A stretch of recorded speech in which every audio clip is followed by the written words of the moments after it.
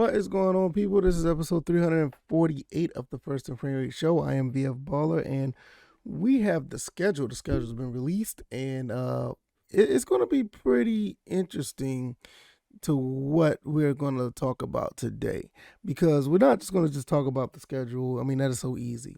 I mean, we're going to look at it, but we're not going to just talk about the schedule. I really want to talk about the feedback that people are giving about the schedule. I want to give you my thoughts and opinions on that. Also, I just want to talk about one game. And the reason why I want to talk about one game, because we have to take it one game at a time. I want to talk about the Saints game, and I want to give you my thoughts and opinions on the Saints game. Very, very, very early impressions of what I think could happen in that game. So we're going to skim through the schedule. We're going to talk about some feedback that people are giving, and we're going to close this out by talking about the Saints, our rival, our hated rival. So hopefully you guys hang around. If this is your first time here, welcome to the First and Frame Rate Show. Once again, I am VF Baller. We talk about Georgia Southern and Atlanta Falcons football. Atlanta Falcons schedule has been released, and if you want to continue to listen or watch this podcast, I am on Anchor, Stitcher, Spotify, Apple Podcasts, and Google Podcasts, outside of me being on YouTube and Rumble. So go check me out on your favorite podcast platform. And over there, you can subscribe and download the podcast whenever you get ready. Also, if you're just watching over here on the YouTube or Rumble Avenue, give me a 5-star. Give me a 5-star rating on the podcast platforms, but hit the like button over here. Kind of got a little mixed up right there. Hit the like button and share this podcast. Enough of that talk. Let's get into it. All right, you see it on the screen. The preseason games look like we're gonna be playing the Lions. We're gonna be playing the Jets and the Jaguars. Man. You talk about easy preseason. I mean, these teams are up and coming. I think we're slightly ahead of them as far as talent goes. But you never know. This preseason, I don't care if we win or lose those games. But I do want us to walk out of those preseason games unscathed with injury, and hope everybody walks away getting ready for week number 1. So that's the main thing about that. So that is preseason. It is what it is. When we go through the schedule itself, week 1, we got the Saints, we got the Rams, then the Seahawks, then the Cleveland Browns. That's the first 4 weeks. Then 5 through 8, we have the Buccaneers, the 49ers, the Bengals, and the Panthers. Then 9 through 12, we have the Chargers, the Panthers once again, the Chicago Bears, and the Washington Commanders. 13 through 16, we have the Pittsburgh Steelers. Also, we have a bye after that. Then we played the Saints, and we played the Ravens. And the last 2 games of the season, we have the Arizona Cardinals, and we close out the season against the Tampa Bay Buccaneers. This is, and I knew this was coming. This is a tough schedule. I knew this was going to be the case. I knew this was going to be a tough schedule when I found out we was going to be playing the AFC North and the NFC West on top of us playing the NFC South. Knew that was going to be the case. Our outside crossover game, we are playing, what's the odd team that we're not playing at all on either side? The Washington Commanders. That's the only team that we're playing that's not any of those divisions. So we got 9 home games, which is really good. It's good to see that we have 9 home games. So at the minimum, if we play our football, if we can play like we supposed to play, we should get at least 9 wins. I know last year the home, playing at home wasn't to our advantage for the most part. We won most of our games on the road. Well, either way, you talking about 9 wins or 8 wins. Either way, that's an improvement of last year. Hopefully we can get that going. But the games that we have at home are actually pretty good. The Saints, Browns, 49ers. Obviously, we're going to have all our divisional teams. We have the the Chargers, the Pittsburgh Steelers, the Bears, and the Cardinals coming to the coming to Atlanta, which is pretty neat. I think I mentioned the 49ers as well. I think the only team I would honestly, now a team that I honestly would have liked to see come to Atlanta, I would have liked to see the Bengals come back to Atlanta. I would like to see Joey Burrow come to Atlanta and play the Falcons, but we have to go to Cincinnati. That's okay. Deshaun Watson is coming into back home to play against us. We also have Justin Herbert coming to play against us. And we're going to possibly have a head collision with another rookie against us when we play against the Pittsburgh Steelers when we go up against Kenny Pickett. So that we got a lot of interesting things going on in with playing in Atlanta. I think this would be a good time to go get some tickets because you're going to see some pretty good matchups. Even if you don't see the best matchups, you're going to see some top tier talent come and play against us, and that gives us much more determination to actual play well, because if we can play well against these guys with this top tier talent, that just goes to show you how well improved this team will be. Now, I want to talk about some feedback that we got with some of the schedule. I don't like to really talk about the fan base on Twitter or whatever the case may be, but the feedback was just basically all over the place. Mostly one-sided, but all over the place. A lot of teams saying that we're going to lose every game. Some people that are saying that it's going to be 5-12, 6-11, 0-17. I've seen some people saying that, we had some people that were saying that it was a possibility that they were going to win like 4 games. The most I've seen somebody said, pretty much on Twitter, that was in the losing category, that we may win 7 games. I haven't seen many people to say anything outside of that. So, like I said, it was all over the place, but mostly on the losing side. Now, me personally, I've already said that we could win exactly what we did last year, but I wouldn't be surprised if we win like 9 games. I wouldn't be. I think, once again, I'm looking at the 9-8 side of things. But I would not be surprised if we win only 7. Now, we talked about this earlier this week. We talked about some people were saying that we can win 11 to 12 games. The only way we could win 11 to 12 games, the only way, and this is dead serious, the only way we can win 11 to 12 games that really we're going to have to get, some really good production out of the defense. We're going to have to shut down some scoring drives from this group of people, group of teams that we're playing. We're going to have to shut down some scoring, because that's the only way that we win. We win if the other team don't score. We can't letting teams having 3, 4, 5 scoring drives on us. We need to limit that to about like 2. If we limited to about 2 scoring drives per game, that's nowhere. That's between 10. Well, that's anywhere between 3 and 14 points. Because a scoring drive means, a field goal, obviously. So if you can hold them to 2 field goals, or hold them to 2 touchdowns, or a touchdown and a field goal, you're looking at, anywhere between 3, 6, 10, and 14 points. So, with that being said, that's the only way that we can do that. Now, the offense themselves, I think the offense is going to be fine. So I think we're going to be able to put up some points. With the running game that we starting to get now, we get the offensive line to do a little bit of some protection. We got a quarterback that can move a little bit, and we got some receivers. I don't even have to talk about the receivers. I think we can, as long as we can throw it up there, I think we're going to be able to complete some passes. So the offense themselves is much improved from last year. It's not even close. So if we could put some points on the board and the defense could hold the team to 1, maybe 2, and I'm going to bend it a little bit, maybe 3 scoring drives a game, yeah, 11 and 12 wins is very, very achievable. But like I said, you got to hold these teams like the Buccaneers, like the Rams, like the Bengals, like the Chargers. What's another team that's pretty high power? Like the Ravens. I ain't even talk about the Ravens. You got to hold them to 2, scoring drives a game. That's the only way we're going to be able to do that. So at the end of the day, that's what that's basically what it is. That's what it is. So I don't want to, like I said, I really just wanted to talk about that when it comes to the schedule in general, because the feedback has just been very negative, and I know why people are.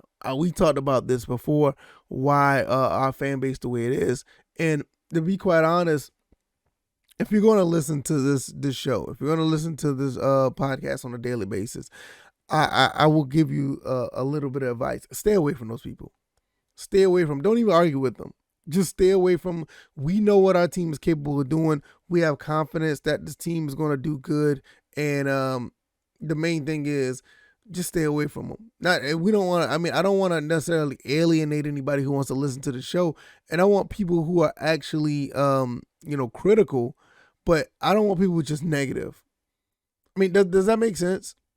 I want people that are critical and understanding that this team can do some things, but if the schedule is what it is, or if you're playing against a team that's possibly just gonna beat you that day, you're gonna be critical about what needs to change. But you just have some people that are just out of overtly negative. Stay away from those people. Just stay away from. Over here, we can have really good conversations about what we can and can't do in a respectable manner, where we don't have to feel like we're dragging our own team. You know what I'm saying? Some people were, you notice that some people now have stopped talking about the draft thing. People are starting to open up and say, oh, you know what? The people who were talking about the draft before, they're kind of right. The draft picks do look kind of good now. No, I didn't too much care for Marcus Mariota at first, but you know what? I kind of see what's going on. Why do we, end up signing such and such person? I didn't like that, but it's so after a while it starts to it starts to wear off. And with that being said, the scheduling thing, this is probably like one of the toughest things that's going to be able to wear off, because the schedule is a year-round or whole season thing. They can constantly go and look and think, oh, the future is this. We're going to lose this, because they don't know. And the problem is we don't know. This is why I said I want to take this one game at a time, because we don't know what's going to happen. When we play the Washington Commanders, we're not going to know what's going to happen the last week of the game, if that game going to be for a playoff spot or a division title, or if it's just going to be, hell, what if both teams are like really, haven't lived up to expectations, and both teams are actually, vying for third place in the division. We just don't know. We don't know. So with that being said, this is a very early assessment of the first game, not the entire schedule. Because I already said, if you want to be successful in this with this entire season, you're going to have to limit every team that you play to at least 2 scoring drives, maybe 3. If you cannot do that, you're going to have a long season. And I like what the defense have done. What we have in the secondary. We bolstered up the front 7. We just got finished signing another linebacker. We got the pass rush that we wanted. So if we can stop teams to only having 2, and I'll say this again, 2 scoring drives, maybe 3, yeah, we can be successful. But that's as far as I want to go and say, like, okay, we're going to lose this game, we're going to lose this game, we're going to win this game, we're going to win. Let's just talk about the Saints. Now, the Saints going to have Jameis Winston back, and they actually signed Tyrann Mathieu. And you already know how things are going with Cam, what's his name? Cameron, number 94. Goodness, I can't stand his ass, but you know what I mean. This is Cameron. It's not Cameron Hayward, is it? I don't know what his name. I really don't like him. But anyway, that pass rush is going to be there with him. So the main thing is we're going to have to find a way to basically get at their offense. I don't think their offense is going to be as good as it was before. They don't have the original coach anymore. But they're going to have some tricks up their sleeve. Taysom Hill is going to be playing. Jameis Winston is going to be playing. They're going to Michael Thomas. I think he's going to be back.